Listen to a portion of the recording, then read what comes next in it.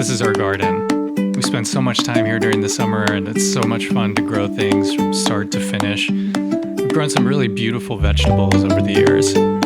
We also have on this farm a lot of wildlife. Now, it's true that a fence would keep these majestic creatures out, but we also get a lot of late season snows and frosts. So we decided it was time to build a greenhouse. Well, not that greenhouse, this greenhouse. And here's how we did it.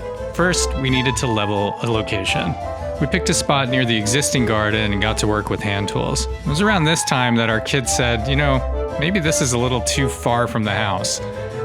So we picked a new spot and we started digging again. This location had a lot going for it besides being closer to the house. It looks right out onto the beautiful farm fields, and it was a lot more level. The hardest thing is just removing that top layer of sod when you first get going. And yeah, you could use an excavator for this. That would be a lot easier. But one of our goals was to not go too crazy with spending on this project. So we spent a few days as a family digging, getting a bunch of exercise and time outside in the fresh air. Once things are roughly level, you can go in with a rake and really start to smooth everything out. We have some pretty heavy clay soil here, which can be a negative at times, but it's also pretty good for building on. At a certain point, we decided, it's good enough, and we moved on to digging a French drain. When you have something like a slope, it's good to put in some drainage. This will collect the water runoff that happens during storms.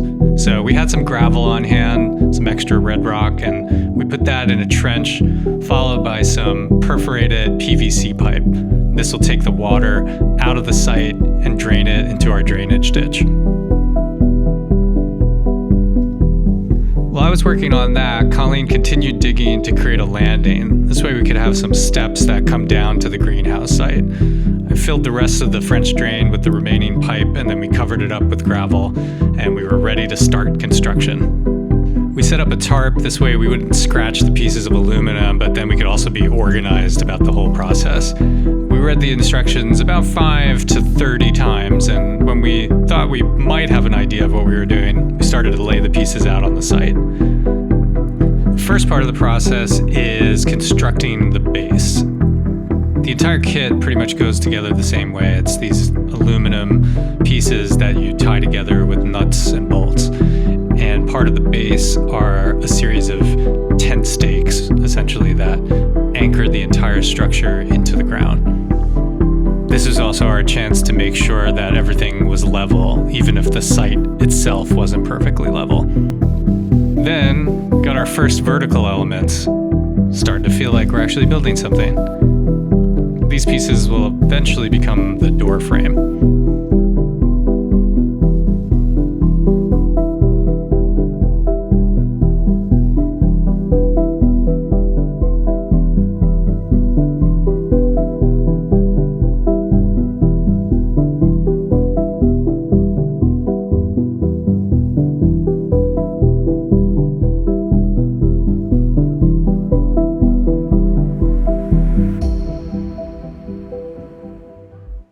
It was around this point that we got a little stuck.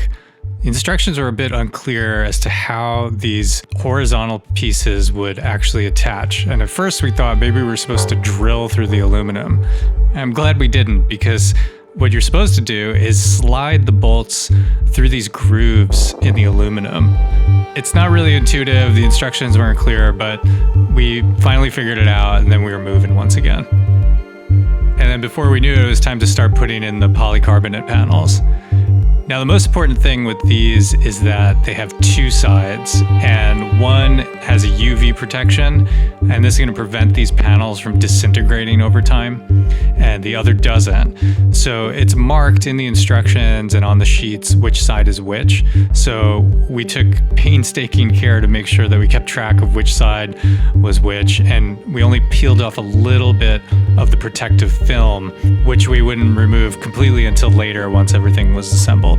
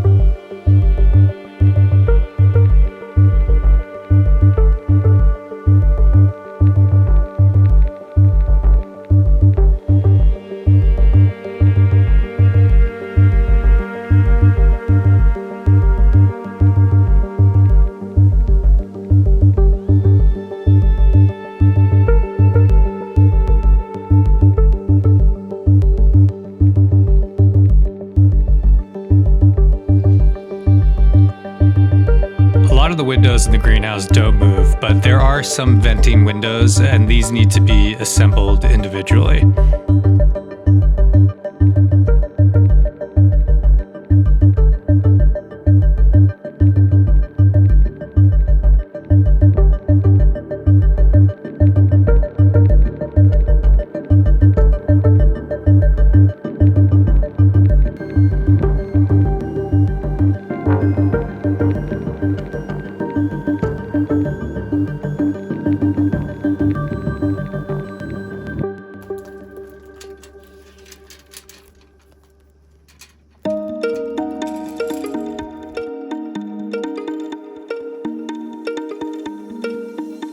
The time had come for everybody's most awaited step. It's time to take off the protective plastic and see what this greenhouse looks like.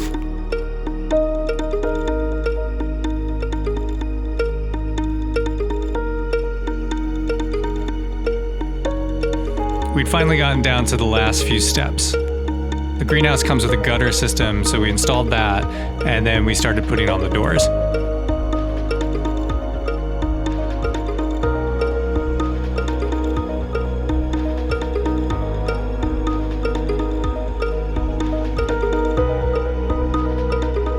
The structure was basically done, but there was one more consideration: the wind.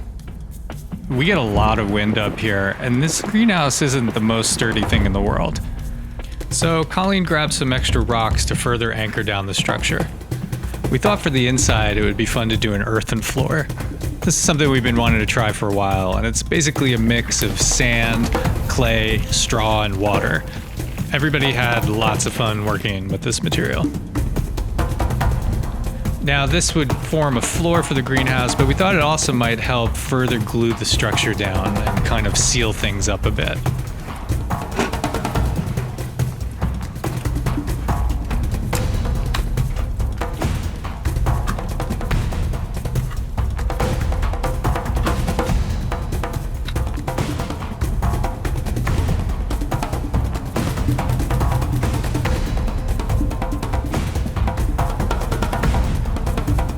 Before the floor was completely finished, I decided to dig a trench. This way we could run some pipe and then bring an extension cord or hose in without having to keep the door open all the time.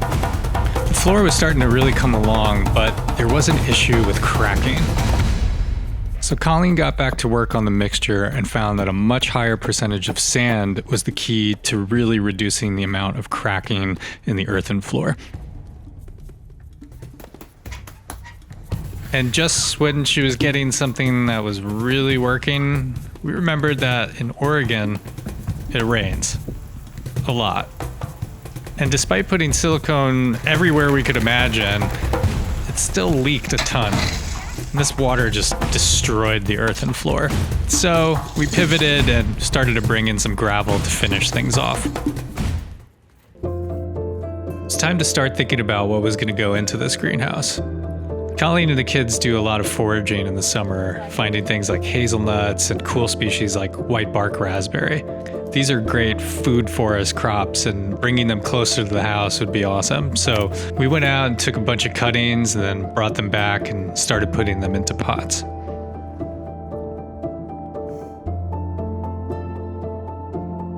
After an absolute ton of work, the greenhouse was finally starting to feel like it was coming to life.